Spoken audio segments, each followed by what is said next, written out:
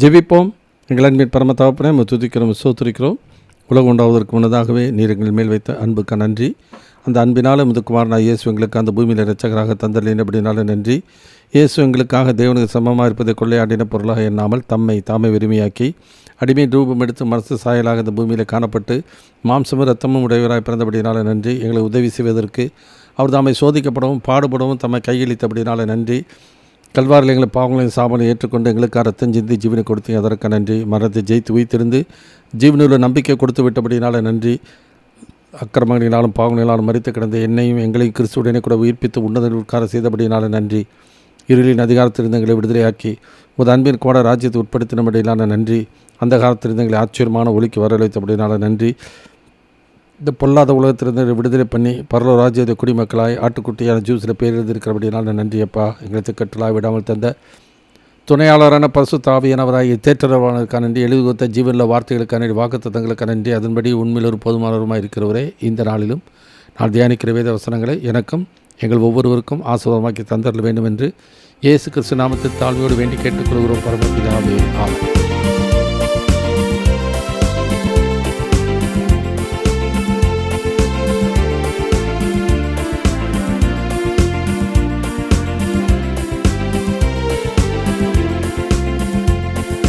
துதியுங்கள் நம் தேவனை, போற்றுங்கள் வல்லவரை, தூதர்கள் போற்றிடும் தூய தேவனை பாடிடுவோம். தூதர்கள் போற்றிடும் தூய தேவனை பாடிடுவோம். பாவ சேற்றில் இருந்த என்னை பாசத்தால் அவர் இழுத்துக் கொண்டார். பாவ சேற்றில் இருந்த என்னை பாசத்தால் அவர் இழுத்துக் கொண்டார். பாரமான பாவ சுமைதனையே பரமன் நீக்கினார். பாரமான பாவ சுமைதனையே பரமன் நீக்கினார். துதியுங்கள் நம் தேவனை, போற்றுங்கள் வல்லவரை, தூதர்கள் போற்றிடும் தூய தேவனை பாடிடுவோம். தூதர்கள் போற்றிடும் தூய தேவனை பாடிடுவோம். தாயின் கருவில் இருந்த என்னை தள்ளிடாமல் எடுத்தணைத்தார். தாயின் கருவில் இருந்த என்னை தள்ளிடாமல் எடுத்தணைத்தார். தாகம் தீர ஜீவ தண்ணீரையும் தயவாய் தந்திட்டார். தாகம் தீர ஜீவ தண்ணீரையும் தயவாய் தந்திட்டார்.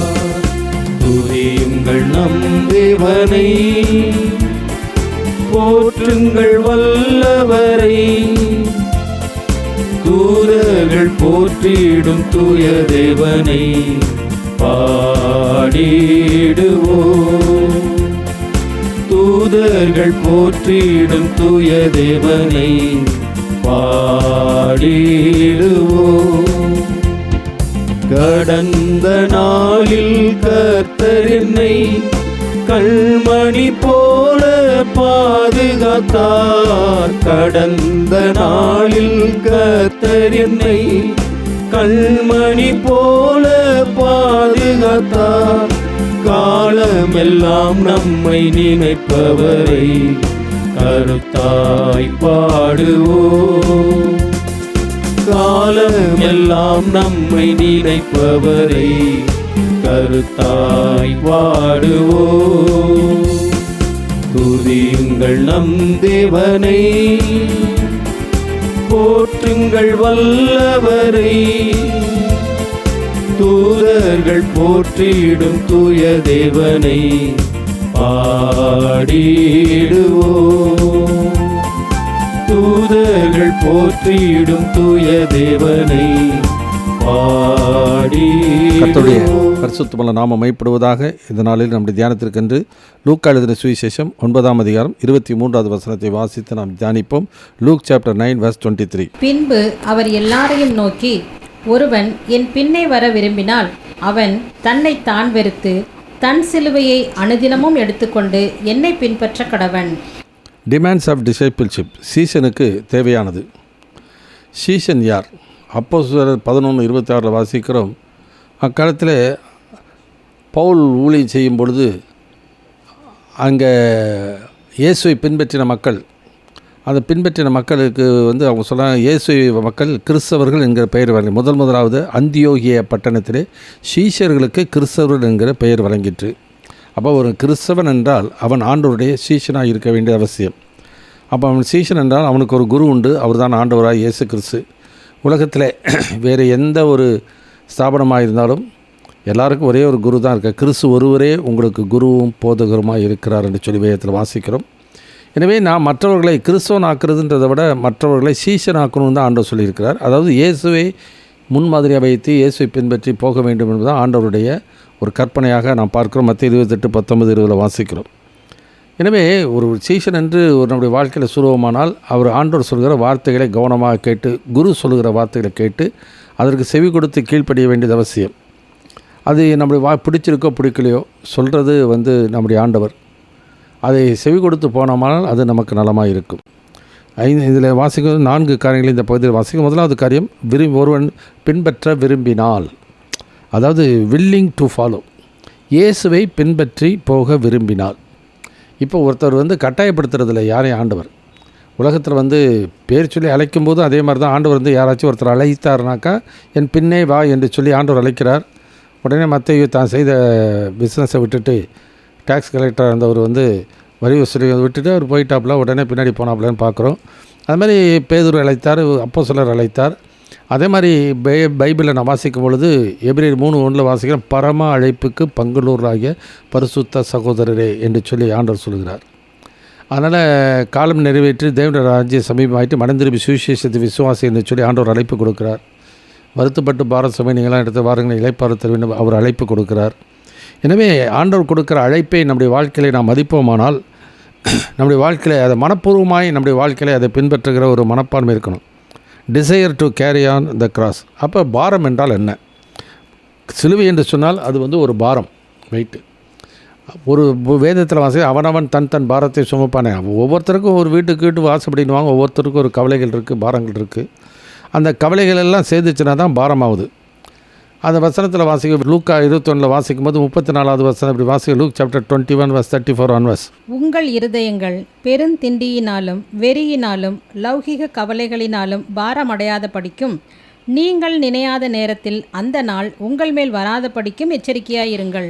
கவலைகள் என்பது எல்லா மனிதனுக்கும் இருக்க தான் செய்யும்.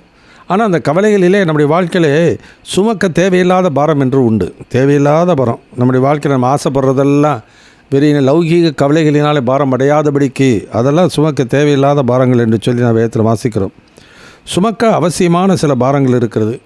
ஆண்டவர் சொல்கிறார், வருத்தப்பட்டு பாரம் சுமக்கிறவர்களை நீங்கள் எல்லாரும் இடத்திற்கு வாருங்கள், நான் உங்களுக்கு இளைப்பாறுதல் தருவேன், சாந்தமும் மனத்தாழ்மையாக இருக்க என் நுகத்தை உங்கள் மேல் ஏற்றுக்கொண்டு இடத்தில் கற்றுக்கொள்ளுங்கள், அப்பொழுது உங்கள் ஆத்மாவுக்கு இளைப்பாறுதல் கிடைக்கும். என் நுகம் மெதுவாயும் என் சுமை லகுவாயும் இருக்குது. இது சுமக்க அவசியமான சுமக்க வேண்டிய ஒரு பாரம். இன்னும் சுமக்கக்கூடாத பாரம்னு சிலது இருக்குது. இது கிறிஸ்தவ வாழ்க்கையில் எபிரேயர் 12 வாசிக்கிறோம், நெருங்கி நிற்கிற பாவத்தையும் பாரமான யாவற்றையும் நெருங்கிற பாவத்தையும் தள்ளிவிட்டு. இது என்னென்னா மனிதனுடைய கற்பனைகளை என்ன பண்ணுறாங்க, இன்றைக்கி அவர்கள் மேலே சுமத்துறாங்க. மனிதனுடைய கற்பனை உபதேசங்களாக போதித்து வீணா எனக்கு ஆராதனை செலுத்துகிறார்கள். இதெல்லாம் அவர்களால் சுமக்க முடியாத ஒரு பாரம். ஆனால் அது தேவையில்லாத பாரம், அவசியமல்ல, ஒரு அவசியமற்ற ஒரு பாரம். இது மாதிரி நம்முடைய வாழ்க்கையிலே நாம் ஆண்டவர் நமக்கு கூப்பிடுகிறார் என்று சொன்னால், அழைக்கிறார் என்று சொன்னால், அதை மனப்பூர்வமாய் நாம் ஏற்றுக்கொண்டு ஆண்டவரை பின்பற்ற வேண்டியது மிக மிக அவசியம். So desire to carry on the cross. நம்முடைய பாரம் எனக்கு என்ன கொடுத்துருக்கிறாரோ, என்ன வேலை கொடுத்துருக்கிறாரோ அதை செய்வதற்கு, அதை ஏற்று நடத்துவதற்கு நமக்கு உள்ள மனப்பூர்வமாய் செய்கிற ஒரு மனப்பான்மை ஒவ்வொரு கிறிஸ்தவனுக்கும் இருக்க வேண்டியது அவசியம். நான் விரும்புகிறதல்ல, என் எஜமான் விரும்புகிறது, என் குரு விரும்புகிறதை நான் செய்யணும். இதுதான் ஆண்டவர் நமக்கு கற்றுக் கொடுக்குற பாடம். என் மனதின்படி அல்ல, உம்முடைய சித்தத்தின்படி ஆக கடவுது. வார்த்தைகளாக இருந்தாலும் சொல்ல, பிதாவை நீர் எனக்கு கொடுத்த வார்த்தைகளே நான் அவருக்கு கொடுத்தேன் என்று சொல்கிறார். அது மாத்திரம் பிதாவை நீ செய்யும்படி நியமித்த கிரியை நான் செய்து முடித்தேன் என்று யோவான் 17 4 வாசிக்கிறோம். அதனால் desire to carry on the cross, நம்முடைய வாழ்க்கையில் நமக்கு கொடுக்கப்பட்டிருக்க பாரத்தை, சுமக்க வேண்டிய பாரத்தை, அவசியமானதை நம்ம எடுத்துக்கொள்ள ஒரு விருப்பம் இருக்கணும், ஆர்வம் இருக்க வேண்டியது அவசியம். லூக்கா 9 57 60 வரைக்கும் வாசிக்கிறோம். Look chapter 9 verse 57 to 60. அவர்கள் வழியிலே போகையில் ஒருவன் அவரை நோக்கி, ஆண்டவரே, நீர் எங்கே போனாலும் உம்மை பின்பற்றி வருவேன் என்றான். அதற்கு இயேசு, நரிகளுக்கு குழிகளும் ஆகாயத்து பறவைகளுக்கு கூடுகளும் உண்டு, மனுஷகுமாரனுக்கோ தலை சாய்க்க இடமில்லை என்றார். வேறொருவனை அவர் நோக்கி, என்னை பின்பற்றி வா என்றார். அதற்கு அவன், ஆண்டவரே, முன்பு நான் போய் என் தகப்பனை அடக்கம் பண்ண எனக்கு உத்தரவு கொடுக்க வேண்டும் என்றான். அதற்கு இயேசு, மரித்தோர் தங்கள் மரித்தோரை அடக்கம் பண்ணட்டும், நீ போய் தேவனுடைய ராஜ்யத்தை குறித்து பிரசங்கி என்றார். எனவே அதை சொல்லுகிற அவர் கொடுக்குற அந்த வேலையை, அதை நம்முடைய வாழ்க்கையில் ஏற்றுக்கொண்டு செய்வதற்கு மனப்பூர்வமாய் செய்ய வேண்டியது அவசியம். கட்டாயமாய் அல்ல, மனப்பூர்வமாய் செய்ய வேண்டிய அவசியம். அது மாத்திரமல்ல, desire to carry on the cross. ரெண்டாவது, டிட்டர்மினேஷன் டு கேரி ஆன். அது உறுதியான ஒரு தீர்மானம் இருக்க வேண்டியது அவசியம். அதே லூக்கா 9 61 62 வாசிப்போம். Look chapter 9 verse 61 and 62. பின்பு வேறொருவன் அவரை நோக்கி, ஆண்டவரே, உம்மை பின்பற்றுவேன், ஆனாலும் முன்பு நான் போய் வீட்டில் இருக்கிறவர்களிடத்தில் அனுப்புவித்து கொண்டு வரும்படி எனக்கு உத்தரவு கொடுக்க வேண்டும் என்றான். அதற்கு இயேசு, கலப்பையின் மேல் தன் கையை வைத்து பின்னிட்டு பார்க்கிற எவனும் தேவனுடைய ராஜ்யத்திற்கு தகுதி உள்ளவன் அல்ல என்றார். எனவே ஒரு உறுதியான மனப்பான்மை இருக்க வேண்டியது அவசியம். ஆரம்பத்தில் ரொம்ப ஆர்வத்தில் இயேசு பின்பற்றி போகிறேன்னு சொல்லி ஊழிய செய்யணும்னு சொல்லிடுவாங்க. பின்னாடி அவர் வாழ்க்கையில் பிரச்சனைகள், போராட்டங்கள் வந்த உடனே இடையில் என்ன பண்ணிடுறாங்க, வழி விலகி போகிறாங்க. இல்லை 2 Timothée 4:10 வாசிக்கிற, தேமா பிரபஞ்சத்தின் மேல் ஆசை வைத்து என்னை விட்டு பிரிந்து தெசலோனிக்கே போய்விட்டான் என்று சொல்லி நான் பார்க்கிறோம். So determination is very very important. அதான் பவுல் சொல்கிறார், நான் எதற்காக பிடிக்கப்பட்டேனோ அதை பிடித்து கொள்ளும்படி ஆசையாய் தொடருகிறேன் என்று சொல்கிறதை பார்க்கிறோம். என் கர்த்தராய் இயேசுவின் மூலமாய் நான் பெற்ற ஊழியத்தை நிறைவேற்றவும் விரும்புகிறேன் என்று சொல்லி பவுல் சொல்கிறதை பார்க்கிறோம். அதுதான் உண்மையான ஒரு டிசிஷன்.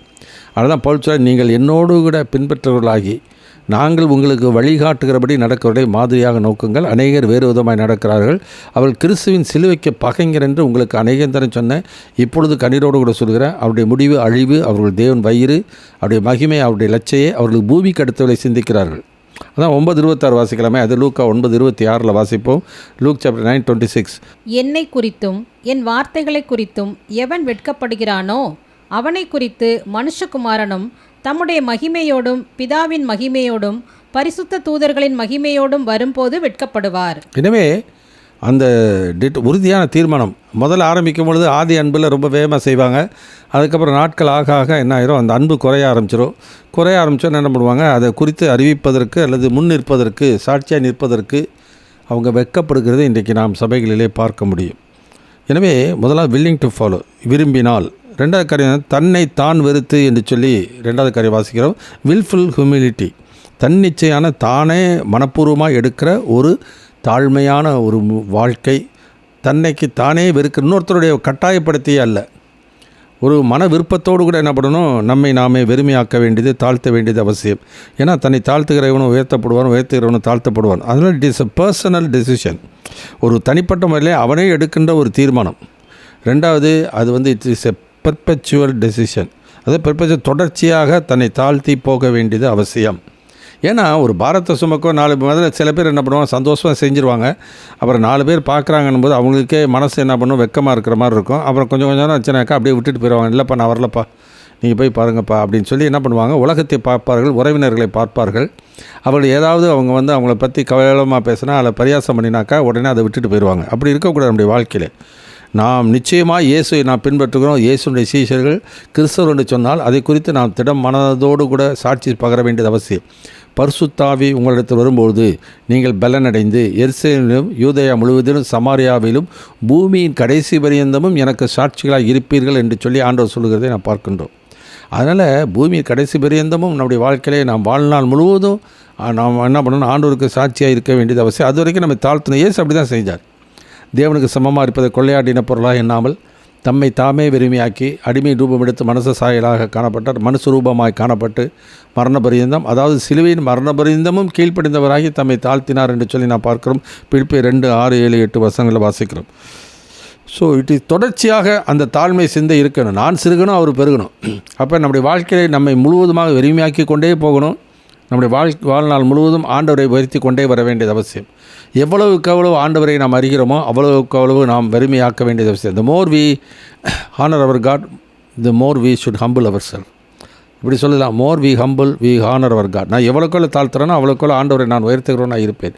யார் அப்படி செய்வானாக்கா, யார் ஆண்டவரை அறிகிறானோ அந்த ஆண்டவரை அறிகிறவன் என்ன பண்ணுவான், தன்னை நிச்சயமாக வெறுமையாக்குவான். மேன்மை பாராட்ட ஒன்றுமே இல்லை. ஒரு மனிதன் ஆண்டவரை அறிந்து கொண்டால் இவ்வளவு சர்வ வல்லமுள்ள தேவன், இல்லாதது இருக்கவர் அழைக்கிற ஒருவரை பெரிய அதிசயம் செய்யக்கூடிய தேவன் என்னுடைய பாவங்களை மீட்டு என்னுடைய பாவ அடிமைத்தனத்தை விடுதலையாக்கி நித்திய அழிவிலிருந்து என்னை விடுதலையாக்கி நித்திய வாழ்வு கொடுக்கிறார் என்றால் அந்த ஆண்டவருக்காக நான் என்னை நானே அர்ப்பணித்து ஆண்டவருக்கென்று என்னை எந்த அவமானமோ எந்த நிந்தையோ இருந்தாலும் அதை ஏற்றுக்கொள்ள நாம் ஆயத்தமாக இருக்கணும். அதனால் சிலுவை என்று சொல்லும் பொழுது அது பாரங்கள், நம்முடைய வாழ்க்கையில் எவ்வளோ நம்முடைய வாழ்க்கையில் நிந்தைகள், அவமானங்கள், ஏச்சு பேச்சுக்கள், இதையெல்லாம் நம்முடைய வாழ்க்கையை சகிப்பதற்கு நாம் ஆயத்தமாக இருக்க வேண்டியது அவசியம். 29, 24 வாசிப்போம். Look chapter 9:24. தன் ஜீவனை ரட்சிக்க விரும்புகிறவன் அதை இழந்து போவான், என் நிமித்தமாக தன் ஜீவனை இழந்து போகிறவன் அதை ரட்சித்து கொள்ளுவான். அதனால் இந்த உலகத்தில் முதல்ல நம்முடைய வாழ்க்கையில் ஆண்டவருக்கு அர்ப்பணித்து வாழ்வாங்க. கொஞ்சம் நாளானதுக்கப்புறம் அன்பு தணிஞ்சு போகும், ஆவியில் இருந்த வைராக்கியம் குறைஞ்சி போயிடும். அந்த உறுதியான நிலைப்பாடு போனதுக்கப்புறம் என்ன பண்ண ஆரம்பிச்சிருவாங்க, அப்படியே கொஞ்சம் கொஞ்சம் ஆண்டவர் விட்டு விலகி போய் விடுவாங்க. அப்புறம் சபைக்கு போக்குவரத்துமாக இருக்கிற கிறிஸ்தவர்களாக இருப்பார்கள். அவர்கள் ஆண்டவரை அறிகிற அறிவிலே வளர்வதற்கு அவர்களுக்கு சந்தர்ப்பமே இல்லை, மனதில்லை. அப்படி ஒரு பக்தி மார்க்கமாக தான் போக விரும்புகிறார்கள். மனப்பூர்வமாக தங்களை அர்ப்பணித்து வாழ்கிற ஒரு இது இல்லை. அப்படி என்றால் தன்னை தாழ்த்தி போக வேண்டியது அவசியம். உலக பிரகாரமான ஒரு நிலையெல்லாம் மறந்து ஒரு உன்னத எண்ணம் நமக்குள்ளே இருக்க வேண்டியது அவசியம். உன்னதமான தேவன் எல்லாவற்றையும் வெறுத்து இந்த பூமியிலே உலகத்துக்கு வந்தார். அந்த உலகத்தில் இருக்கிற நாம் உலகத்தின் காரியங்களை எல்லாம் நம்முடைய வாழ்க்கையிலே உலக நிலை, உலக அந்தஸ்து, நம்முடைய உலகத்தில் இருக்க ஆசைகள், இதெல்லாம் தாண்டி தான் நம்ம என்ன பண்ணுறோம், ஆண்டவருக்கு நாம் சேவை செய்வர்களாக இருக்கிறோம், ஆண்டவரை பின்பற்றலாக இருக்கிறோம். எனவே அது தொடர்ச்சியான ஒரு மனத்தாழ்மை இருக்கணும். அது எவ்வளவுக்கு எவ்வளவு ஆண்டவரை அறிகிற அறிவில் வளர்கிறோமோ அவ்வளவுக்கு அவ்வளவு நம்முடைய வாழ்க்கையிலே நம்மை தாழ்த்தி நம்மை வெறுமையாக்கி போக வேண்டியது அவசியம். வாசிக்கிறோம் கலாத்தியருக்கு நிறுவனம் 2ஆம் அதிகாரம் 20ஆம் வசனத்தில் வாசிக்கிறோம். கலேசியன் சாப்டர் 2 verse 20. கிறிஸ்துவுடனே கூட சிலுவையில் அறையப்பட்டேன், ஆயினும் பிழைத்திருக்கிறேன். இனி நான் அல்ல, கிறிஸ்துவே எனக்குள் பிழைத்திருக்கிறார். நான் இப்பொழுது மாம்சத்தில் பிழைத்திருக்கிறதோ, என்னில் அன்பு கூர்ந்து எனக்காக தம்மை தாமே ஒப்புக்கொடுத்த தேவனுடைய குமாரனை பற்றும் விசுவாசத்தினாலே பிழைத்திருக்கிறேன். அதனால் வில்ஃபில் ஹியூமிலிட்டி, அதாவது தன்னிச்சையான ஒரு தாழ்மை, மனப்பூர்வமாய் நாமே அதை முடிவெடுத்து செய்ய வேண்டியது அவசியம். மற்றவர்கள் சொல்லி செய்யணும்னு அவசியம் இல்லை. பரிசுத்தாவியானவர் நமக்குள்ளே இருப்பார் என்றால், பரிசுத்தாவியில் ஒருத்தர் நிரம்பி இருப்பானால் அது அவனே செய்வான். இதுதான் இயேசு சொல்கிறார். நான் போய் ஒரு தேற்றவாளனை உங்களுக்கு அனுப்புவேன், அவர் உங்களை சகல சத்தியத்தில் நடத்துவார். அவர் தாம் சுயமாய் ஒன்றும் சொல்லாமல் என்னுடைய இதிலிருந்து எடுத்து உங்களுக்கு போதிப்பதனால என்னை மகிமைப்படுத்துவார் என்று சொல்லி அங்கே ஆண்டவராக இயேசு கிறிஸ்து கூறுகிறதை நாம் பார்க்கிறோம். அப்போ பரிசுத்தாவின் நிரம்பி இருக்கிறவன் பரிசுத்தாவியான ஒருபோதும் தன்னை முன்னிறுத்த மாட்டார், இயேசுவை தான் முன்னிறுத்துவார். இதை 2 Corinthians 4ஆம் அதிகாரத்தில் 5ஆம் வசனத்தில் பவுலுங்கிற பக்தர் சொல்கிறான், நாங்கள் எங்களையே அறிவியாமல் இயேசுவை கர்த்தர் என்றும் எங்களையோ அவருடைய ஊழியக்காரர் என்றும் சொல்லுகிறோம். ஆனால் உலகத்தில் இருக்கிற நம்முடைய அந்தஸ்து மேன்மையெல்லாம் விட்டுறணும். அதனால தான் கலாத்தியர் 6:14 வாசிக்கிறோம். கிறிஸ்துவுடனே கொடியில் சிலுவையில் ஏற்பட்டு சொல்லும்போது என்ன சொல்கிறார், கர்த்தரா இயேசுவின் சிலுவையை குறித்தே அல்லாமல் வேறு ஒன்றையும் குறித்து நான் மேன்மை பாராட்ட மாட்டேன். அவரால் உலகம் எனக்கு சிலுவையில் அறைந்து இருக்கிறது, நானும் உலகத்துக்கு சிலுவையில் அறைந்து இருக்கிறேன். ஏன்னா இஸ் எ நியூ கிரியேஷன். அவன் கிறிஸ்துவுக்குள் விருத்தசேதம் என்பதும் இல்லை, விருத்தசேதம் இல்லாமல் என்பதும் இல்லை, புது சிறிய காரியம். அப்போ பழைய மனிதன் போய்விட்டான், பழைய மனிதன் சிலுவையில் அடிக்கப்பட்டு விட்டான். அப்போ ஒரு புது மனிதன், அந்த புது மனிதனாக இருக்கிற அப்படின்னாலே நம்முடைய பழைய எண்ணங்கள், பழைய உலகத்தில் இருந்த பழைய ஒரு உயர்ந்த நிலையோ தாழ்ந்த நிலையோ எப்படிப்பட்ட நிலை இருந்தாலும் அதுக்கு இதுக்கு சம்மந்தம் இல்லை. இப்பொழுது நாம் ஆண்டவருடைய சீஷர்கள், இப்பொழுது ஆண்டவரை பின்பற்றி நாம் போகிறவர்கள், உலகத்தில் ஆண்டவரை குறித்து சாட்சியை பகர வேண்டியவர்கள். இது நாமே மனப்பூர்வமாய் செய்ய வேண்டிய ஒரு காரியம். அது தொடர்ச்சியாக இறுதி வரைக்கும் செய்ய வேண்டியது அவசியம். இதுதான் இயேசு கிறிஸ்து பிதாவே நீ செய்யும்படி நியமித்த கிரையை நான் செய்து முடித்தேன் என்று சொல்கிறார். ஒவ்வொருவரும் அதே மாதிரி நம்முடைய விசுவாசத்தை துவக்கிறவர் அவர் தான், முடிக்கிறவர் அவர் தான். இனிமே முடிக்கிற வரைக்கும் நம்முடைய வாழ்க்கையிலே மனத்தாழ்மையோடு கூட ஆண்டவருக்கு சாட்சியாக அவர் கொடுத்த வேலையை செய்ய வேண்டியது அவசியம். இது நிமித்தம் அவர்கள் நிந்தைகள் அவமானங்கள் எது இருந்தாலும் ஆண்டவருடைய கிருபை நமக்கு போதும். இப்போ பவுல் பக்தனுடைய வாழ்க்கையில் சரீரத்தில் ஒரு முள் இருந்துச்சு. அவன் தன்னை உயர்த்தாதபடிக்கு அந்த முள் அவனுக்கு ஆண்டவர் அனுமதித்தார். 2 கொரிந்தியர் புத்தகத்தில் 12ஆம் அதிகாரத்தில் நான் வாசிக்கும் பொழுது 8வது வசனத்தை வாசிக்கிறேன். 2 கொரிந்தியர் சாப்டர் 12 verse 8 onwards. அது என்னை விட்டு நீங்கும் படிக்கு நான் 3 தரம் கர்த்தரிடத்தில் வேண்டிக் கொண்டேன். அதற்கு அவர், என் கிருபை உனக்கு போதும், பலவீனத்திலே என் பலம் பூரணமாய் விளங்கும் என்றார்.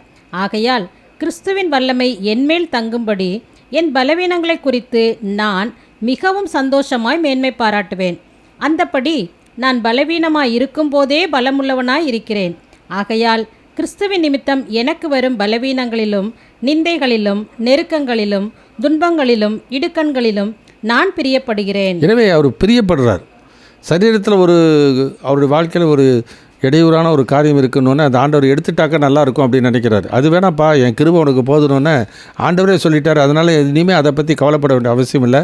அதை ஆண்டவர் பாதத்தில் போட்டு விட்டார். இதுதான் பவுல் பிலிப்பில் சொல்லும்போது சொல்லுகிறார், நீங்கள் ஒன்றுக்கும் கவலைப்படாமல் எல்லாவற்றையும் சோத்திரத்தை ஜெபத்தினால் வேண்டுதலால் தேவனுக்கு தெரியப்படுத்துங்க. அப்போ எல்லா புத்திக்கும் மேலான தேவ சமாதானம் உங்கள் இருதயத்தை சிந்தனை கிறிஸ்துவுக்குள் காத்துக்கொள்ளும் என்று சொல்லி நாம் வேதத்தில் நாம் வாசிக்கிறோம். எனவே அப்போ தான் சமாதானம் உள்ளவர்களாக இருக்க முடியும். உள்ளத்திலே வெளியிலே சமாதானம் உள்ளவர்களாக இருக்க முடியும். ஆண்டவருக்கு உண்மையான ஒரு அர்ப்பணிப்போடு கூட நாம் ஊழியம் செய்ய முடியும். அது தொடர்ச்சியாக நாம் செய்ய முடியும். அதுதான் 2வது வில்ஃபுல் ஹியூமிலிட்டி, மனத்தாழ்மை, மனப்பூர்வமாக இருக்க வேண்டியது அவசியம். அடுத்தவருடைய கட்டாயத்தினாலேயோ சூழ்நிலை நிமித்தமாகவோ அல்ல, மனப்பூர்வமாய் செய்ய வேண்டியது. ஆவியில் எளிமையுள்ளவன் பாக்கியவான், பரலோக ராஜ்யம் அவர்களுடையது. 3வது காரியம் என்ன பண்ணுகிறான், ஒருவன் விரும்பினால் தன்னைத்தான் வெறுத்து தன் சிலுவையை அனுதினமும் எடுத்துக்கொண்டு he works out his task daily. அவன் தன்னுடைய வேலையை அனுதினமும் செய்கிறவனாக இருக்க வேண்டியது அவசியம். இன்றைக்கி அநேகமாக எல்லா கிறிஸ்தவர்களும் என்ன பண்ணுறாங்க, ஞாயிற்றுக்கிழமையில் என்ன பண்ணுவாங்க, கோயிலுக்கு ஒழுங்காக போகிறதில் இருப்பாங்க. ஞாயிற்றுக்கிழமை சர்ச்சு என்றைக்கு வைக்கிறாங்களோ அன்றைக்கி ஒழுங்காக போயிட்டு வரதில் இருப்பாங்க. அதோடு சரி, திரும்ப அடுத்த வாரம் தான். சில தன் வாழ்க்கையில் சில கல்லறை திருவிழாவுக்கு மட்டும் போகிறவங்க இருக்கிறாங்க. சில பேர் கிறிஸ்துவ ஜனவரிக்கு போகிறவங்க இருக்கிறாங்க. சில விசேஷங்கள் கன்வென்ஷன் கூட்டங்கள் வச்சு அதுக்கு போகிறவங்க இருக்கிறாங்க. ஆனால் நம்முடைய வாழ்க்கையை அனுதினமும் ஆண்டவருக்கென்று நம்முடைய வாழ்க்கையிலே சாட்சியாக இருக்க வேண்டியது அவசியம். எனவே ஒவ்வொரு நாளும் நாள்தோறும் கிருபைகள் புதிதாக இருக்குது என்று சொல்லி வேதத்தில் வாசிக்கிறோம். அந்த கிருபையை நம்முடைய வாழ்க்கையில் எதற்கு தருகிறார்? அந்த கிருபையினால் இருதயம் சிறப்பட வேண்டியது அவசியம். ஒவ்வொரு நாளும் இந்த உலகத்தில் வாழ்கிற நாம் ஒவ்வொரு நாளும் ஆண்டவருக்கு சாட்சிகளாக இருக்க வேண்டியது அவசியம். சாட்சியாக இருக்கணும், சாட்சி கூறணும். யோவானை குறித்து வாசிக்கிறோம், அவன் அந்த ஒளியை குறித்து சாட்சி கொடுக்க சாட்சியாக வந்தான் என்று சொல்லி நாம் பார்க்கிறோம். அப்போ பரிசுத்தாவியை பெற்றவன் ஒவ்வொரு நாளும் இந்த உலகத்தில் அவன் சாட்சியாக இருக்கணும், மற்றவர்களுக்கு சாட்சி கூறணும். எந்த நேரத்தில் யாரை நம்ம கேள்வி கேட்பா, இயேசு பற்றி விசாரிப்பாங்க, அப்போ தெரியாது. யார் கேட்டாலும் சொல்லுவதற்கு ஆயத்தமாக இருக்கணும். 2 பேதுரு 3:15 வாசிக்கிறோம், உங்களில் உள்ள நம்பிக்கை குறித்து உங்களிடத்தில் விசாரித்து கேட்கிற யாவருக்கும் சாந்தத்தோடும் வணக்கத்தோடும் உத்தரவு சொல்ல எப்பொழுதும் ஆயத்தமாக இருக்க வேண்டியது அவசியம். நம்முடைய விளக்கு எப்போதும் எரிகிறதா இருக்க வேண்டியது அவசியம். எப்போது எரிகிறதா இருந்தால் ஜெஜமான் வரும்பொழுது தட்டும் பொழுது 2ஆம் சாமமோ 3ஆம் சாமமோ விளக்கு எரிந்து கொண்டே இருந்தால் எப்போ வந்தாலும் உடனே கதவை திறந்து எஜமானை வரவேற்க ஆயத்தமாக இருக்கிற புத்தியுள்ள கனிலாக இருப்போம். அதனால் நம்முடைய வாழ்க்கையிலே அந்த கொடுக்கப்பட்டிருக்கிற வேலையை அவன் என்ன பண்ணணும், செய்கிறவனாக இருக்க வேண்டியது அவசியம். அதில் ஒவ்வொரு நாளும் என்ன கொடுத்துருக்காரோ அதை செய்யணும். நம்ம ஆசைப்பட்டு செய்கிறதில்ல, நமக்கு என்ன கொடுத்துருக்கிறாரோ அதை செய்யணும். உதாரணமாக வாசிக்கலாம், ரோமர் 12ஆம் அதிகாரத்தில் 4வது வசனத்தை வாசிக்கிறோம். Roman chapter 12 verse 4 onwards. ஏனெனில் நமக்கு ஒரே சரீரத்தில் அநேக அவயவங்கள் இருந்தும் எல்லா அவயவங்களுக்கும் ஒரே தொழில் இராதது போல அநேகராகிய நாமும் கிறிஸ்துவுக்குள் ஒரே சரீரமாயிருக்க ஒருவருக்கொருவர் அவயவங்களாய் இருக்கிறோம். நமக்கு அருளப்பட்ட கிருபையின்படியே நாம் வெவ்வேறான வரங்கள் உள்ளவர்கள் ஆனபடியினாலே நம்மில் தீர்க்க தரிசனம் சொல்லுகிற வரத்தை உடையவன் விசுவாச பிரமாணத்துக்கு ஏற்றதாக சொல்லக்கடவன். ஊழியம் செய்கிறவன் ஊழியத்திலும், போதிக்கிறவன் போதிக்கிறதிலும், புத்தி சொல்லுகிறவன் புத்தி சொல்லுகிறதிலும் தரித்திருக்க கடவன். எனவே ஆண்டவர் ஒவ்வொருத்தருக்கும் என்னென்ன வேலை கொடுத்துருக்காரோ அவங்க வேலையை அவங்க செய்யணும். அடுத்தவங்க வேலையை ஆசைப்பட்டு நம்ம சில பேர் இன்றைக்கி அப்படி தான் புல்பிட்டில் ஏறி பிரசங்கம் பண்ணிட்டாக்கா பெரிய ஊழியர்னு நினச்சிக்கிறாங்க. அல்ல பெரிய கூட்டத்தில் பிரசங்கம் பண்ணாக்கா அவர் பிரசித்தமான ஒரு ஊழியர்னு நினச்சிக்கிறாங்க. அப்படி இல்லை. 1,00,000 பேருக்கு சுவிசேஷம் சொல்கிறத விட மனம் திரும்புகிற ஒரு பாவி நிமித்தம் தான் பரலோகத்திலே சந்தோஷம். 1,00,000 பேருக்கு ஒரு நற்செய்தி கூட்டம்னு சொல்லி சுகமளிக்கும் கூட்டம், அற்புதம் கூட்டம் சொல்லி 1,00,000 பேருக்கு சொல்லி அற்புதம் நடந்தாலும் அந்த அற்புதத்தை பெற்றுக்கொள்கிறவர்கள் சுகமளிக்கப்படுகிற எல்லாம் பரலோகத்தில் போகிறாங்கன்னு கேரண்டி கிடையாது. இயேசுக்கிட்ட அப்படி தான் இருந்தாங்க. ஆனால் மனம் திரும்புகிற ஒரு பாவின்னு தான் பரலோகத்தில் மிகுந்த சந்தோஷம் உண்டாகும் என்று சொல்லி, அப்போ தன்னுடைய வேலையை நம்முடைய வாழ்க்கையில் ஒழுங்காக செய்கிறவர்களாக இருக்க வேண்டியது அவசியம். டாஸ்க் அசைன், எனக்கு என்ன வேலை கொடுத்துருக்கிறாரோ அந்த வேலையை நான் செய்யணும். அதனால் தான் பலவிதமான ஊழியர்களை ஏற்படுத்தியிருக்கிறார். அதாவது வாசிக்கிறோம் 1 கொரிந்தியர் புத்தகம் 12ஆம் அதிகாரம் 29வது வசனம் வாசிக்கிறோம். 1 Corinthians chapter 12 verse 29 onwards. எல்லாரும் அப்போஸ்தலர்களா? எல்லாரும் தீர்க்கதரிசிகளா? எல்லாரும் போதகர்களா? எல்லாரும் அற்புதங்களை செய்கிறவர்களா? எல்லாரும் குணமாக்கும் வரங்களை உடையவர்களா? எல்லாரும் அந்நிய பாஷைகளை பேசுகிறவர்களா? எல்லாரும் வியாக்கியானம் பண்ணுகிறவர்களா? இப்படி இருக்க முக்கியமான வரங்களை நாடுங்கள், இன்னும் அதிக மேன்மையான வழியையும் உங்களுக்கு காண்பிக்கிறேன். எனவே அங்கே வாசிக்கும் போது கொரிந்து சபையில் ஒரு கன்ஃபியூஷன். அந்நிய பாஷை பேசுகிறது அது வரைக்கும் இஸ்ரவேல் ஜனங்கள் மத்தியில், விசுவாச மத்தியில் அந்நிய பாஷை தான் வரமாக கொடுக்கப்பட்டது. அதனால் என்ன பண்ணுறாங்க, அந்நிய பாஷை தான் பேசணுன்ட்டே இருக்கிறாங்க. ஆனால் புறவினத்தை இது நடக்கிறது கொரிந்து என்பது புறவினத்தாருடைய பட்டணம். அந்த புறவினத்தார் பட்டணத்தில் ஆண்டவர் கொடுக்குற ப்ரீடாமினண்ட்டாக அதிகமான பேர்களுக்கு கொடுக்கறது தீர்க்க தரிசனம் வரும். அதனால தான் 1 Corinthians 14:1 வாசிக்கிறோம், அன்பை நாடுங்கள், ஞான வரங்களை விரும்புங்கள், விசேஷமாக தீர்க்க தரிசன வரத்தை விரும்புங்கள் என்று சொல்கிறார். ஆனால் இன்றைக்கு பார்த்தீங்கன்னாக்கா அதை விட்டுட்டு தேவையில்லாதது அவசியமற்ற காரியத்தில் தான் என்ன பண்ணுறாங்க, முக்கியத்துவப்படுத்துகிறதே பார்க்கணும். டாஸ்க் அசைன்டு என்ன கொடுக்கப்பட்டிருக்கும். ஏன்னாக்கா அந்த பவுலுங்கிற பக்தன் தன்னுடைய வாழ்க்கை அப்போஸ்தலர் புத்தகத்தில் பார்த்தீங்கன்னாக்கா 2ஆம் அதிகாரம் 8ஆம் அதிகாரம் அப்புறம் 10ஆம் அதிகாரம் 11ஆம் அதிகாரம் 19ஆம் அதிகாரம் எல்லா இடத்துலையும் பார்த்தீங்கன்னாக்கா 19ஆம் அதிகாரத்துக்கு முன்னாடி எல்லாம் இஸ்ரவேலர்கள் மத்தியிலே ஒரே ஒரு வரம் தான் விசுவாசிகளுக்கு அதிகமாக மெஜாரிட்டியாக கொடுத்தது அந்நிய பாஷை. அதுக்கு ஒரு காரணம் உண்டு. பழைய ஏற்பாட்டில் ஏசாயா 28, 11, 12 வசனங்களில் வாசிக்கிறோம். அந்த நோக்கத்தோடு கூட ஆண்டவர் அந்த ஒரு வரத்தை மட்டும் விசுவாசிகளுக்கு மெதுவாக கொடுத்துருந்த அதிகமான பேர்களுக்கு அதான் கொடுக்குறார்.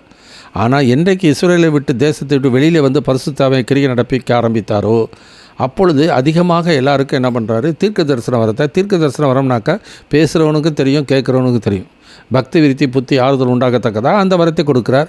அதனால் 1 Corinthians 14:1 வாசிங்க, அன்பை நாடுங்கள், ஞான வரங்களை விரும்புங்கள், விசேஷமாக தீர்க்க தரிசன வசனத்தை விரும்புங்கள். அப்போ ஆண்டவர் அந்த வரத்தை தான் கொடுக்குறாருன்னு சொல்லும்போது நீ அதை விட்டுட்டு வேற ஒன்றை விரும்புங்க, வேற ஒன்று செய்யுங்கன்னு சொன்னாக்கா அது ஆண்டவருடைய சித்தத்துக்கு மாறான ஒரு செயல்பாடாக மாறிவிடுகிறது. டாஸ்க் அசைன், கொடுக்கப்பட்ட வேலையை நம்முடைய வாழ்க்கையிலே செய்ய நாம் கடமைப்பட்டு இருக்கிறோம். உன் ஊழியத்தை உதாரணம் 2 தீமோத்தேயு எடுத்துக்கோங்களேன், 4ஆம் அதிகாரம் எடுத்துக்கொள்வோம். 2வது வசனத்தை வாசிக்க கேட்போம். பவுல் தீமோத்தேயுக்கு சொல்லும்போது என்ன சொல்கிறார், 2 தீமோத்தேயு 4:2 வாசிப்போம். 2 Timothy chapter 4 verse 2 onwards. சமயம் வாய்த்தாலும் வாய்க்காவிட்டாலும் ஜாக்கிரதையாய் திருவசனத்தை பிரசங்கம் பண்ணு. எல்லா நீடிய சாந்தத்தோடும் உபதேசத்தோடும் கண்டனம் பண்ணி கடிந்து கொண்டு புத்தி சொல்லு.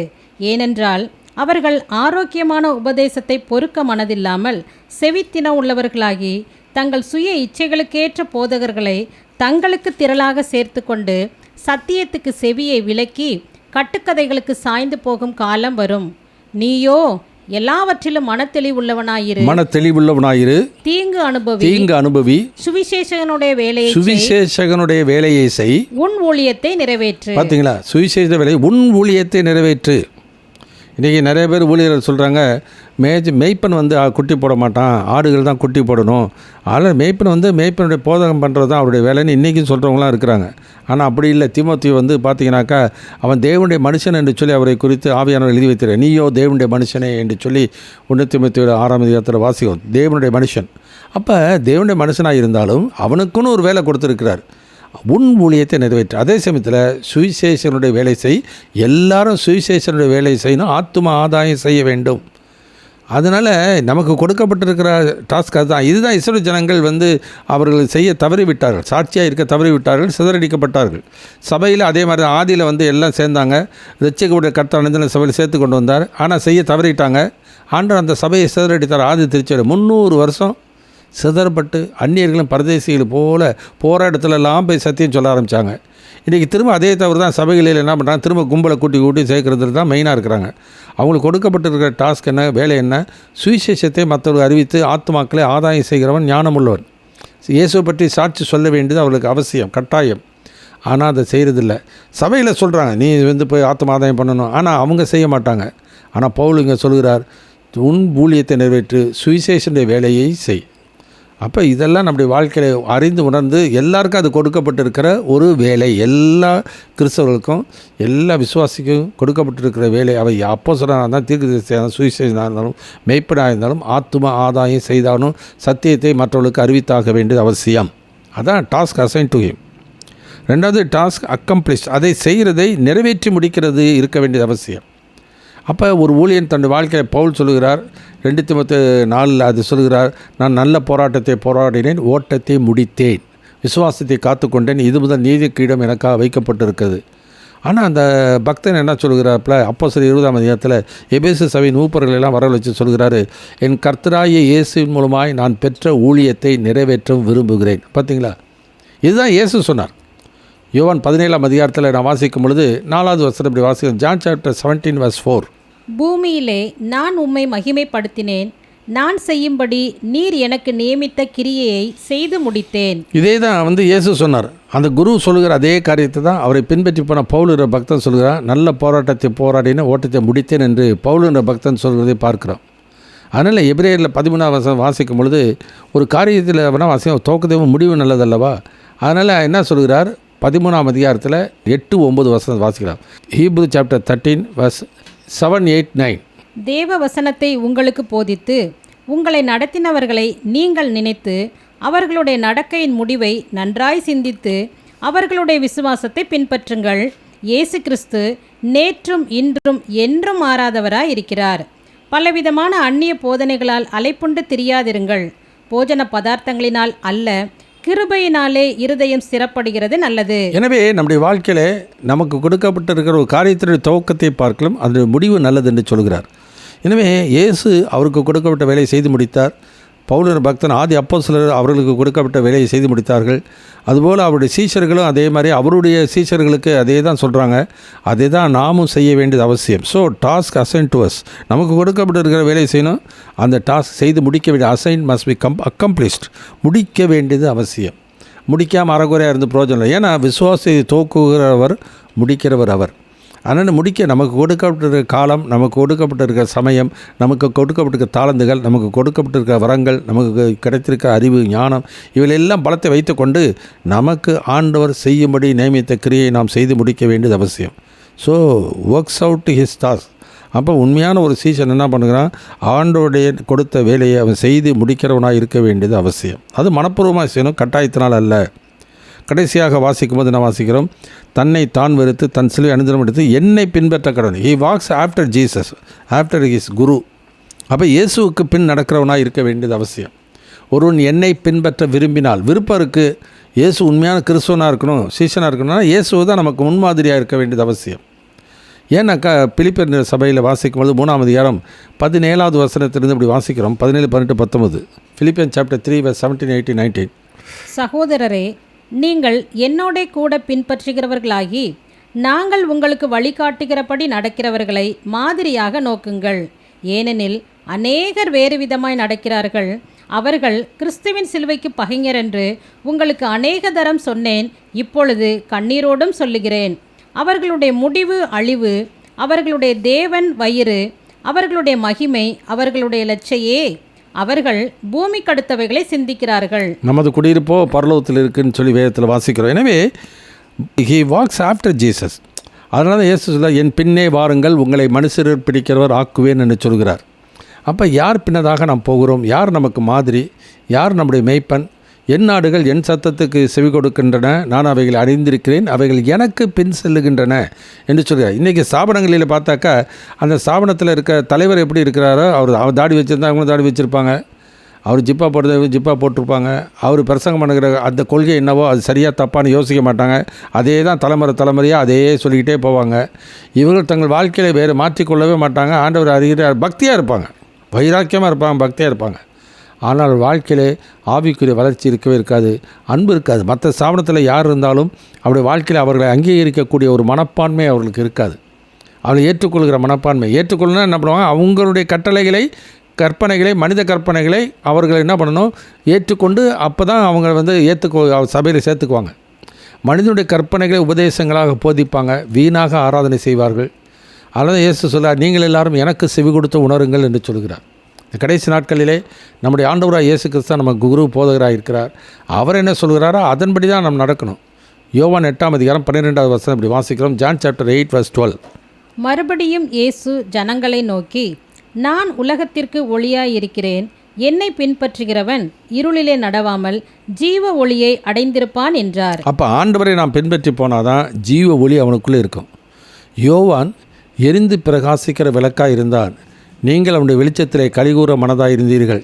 ஏன்னா அவன் அந்த ஒளியை குறித்து சாட்சி கொடுக்க சாட்சியாக வந்தான். அப்போ நாம் இயேசு குறித்து சாட்சி கொடுக்க சாட்சியாக இந்த உலகத்தில் ஆண்டவர் வைத்திருக்கிறார். அதற்காக தான் பரிசுத்த ஆவியை நமக்கு ஆண்டவர் தந்திருக்கிறார். அந்த பரிசுத்தை பெற்ற ஒவ்வொரு மனிதனும் இயேசுவுக்கு சாட்சியாக இருக்கணும். ஒரு ஸ்தாபனத்தினுடைய ரெப்ரசன்டேட்டிவ் அவர் இதாக இருக்கக்கூடாது. எனவே ஒரு ஸ்தாபனத்துக்குரிய இருந்தாக்கா அவன் அந்த ஸ்தாபனத்தை தான் முக்கியத்துவப்படுத்துகிறான். அதான் பவுல் சொல்கிறார், நாங்கள் எங்களையே அறிவியாமல் இயேசுவை கர்த்தர் என்றும் எங்களையோ அவருடைய ஊழியக்காரர் என்று சொல்லுகிறோம் என்று சொல்கிறார். அதனால் இன்றைக்கி ஸ்தாபனங்களில் இருக்கிற மக்கள் எல்லாரும் அது சீசர்கள் அந்த விசுவாசிகள் எல்லாம் அந்த கொள்கையை பின்பற்றும்படி தான் அவர்களுக்கு பாரப்படுத்துகிறார்கள், அவர்கள் முக்கியத்துவப்படுத்துகிறார்கள். அதனால் பரலோகத்தில் ஆத்மாவை சேர்க்கணுன்ற எண்ணங்கள் இருக்குல்ல, அவங்க சபையில் ஆட்களை சேர்க்கணுன்றதில் தான் முக்கியத்துவம் பண்ணுகிறாங்க. இதுதான் இன்றைக்கு நடந்து கொண்டு இருக்கிற ஒரு காரியம். ஆனால் அவ்விதமாக இருக்கக்கூடாது. ஹீ வாக்ஸ் ஆஃப்டர் ஜீசஸ் என்ன சொன்னார்? என் பின்னே வாருங்கள், மனசை பிடிக்கிற ஆக்குவேன். இயேசு எவ்வளோ அற்புதம் செஞ்சார். ஆயிரக்கணக்கான மக்கள் அவரால் பயனடைஞ்சாங்க, சுகமடைந்தார்கள். புரியுங்களா? ஆயிரக்கணக்கான மக்கள் அவருடைய அற்புதத்தினாலே போஜன பானங்களெல்லாம் அவர்கள் போஜனத்தை உட்கொண்டார்கள். எல்லாம் இருந்துச்சு. அது மாத்திரமல்ல, உயிரோடு எழுந்து 500க்கு அதிகமான பேருக்கு ஒரே நாளே ஒரே சமயத்தில் தன்னை அவர்களுக்கு தன்னை காண்பிக்கிறார். ஆனால் மேலே வந்தது 120 பேர் தான் வந்தாங்க. அப்போ உண்மையாக பின்பற்றக்கூடிய மக்களை தான் ஆவியானவர் எடுத்து சபையை கட்டி அதை சபையை அவர் விசாரப்படுத்துவதற்கு ஊழியத்தை செய்வதற்கு ஆண்டவர் தெரிந்து கொண்டது ஏறக்குறைய 120 பேர். அதுதான் நம்முடைய வாழ்க்கையில் மிஸ். ஏன்னா he is our master and he is our model. நம்முடைய எஜமான் நமக்கு மாதிரியாக இருக்கணும். ஒரு சபையினுடைய போதகர் இருக்கலாம். ஆனால் அந்த போதகர் இயேசுவை பின்பற்றுகிற ஒரு மாதிரியாக இருக்கிறவராக இருந்தால் அதை நாம் அதை பின்பற்றி போகலாம். நம்முடைய வாழ்க்கையிலே அவருடைய மனத்தாழ்மை, அவருடைய செய்கையின் முடிவை நம்ம கவனிக்கணும். அதுதான் வாசிக்கும் போது அவருடைய செய்கையின் முடிவை நன்றாய் சிந்தித்து பார்த்து அந்த விசுவாசத்தை பின்பற்றுங்கள் என்று எபிரேயர் 13 வாசிக்கிறோம்.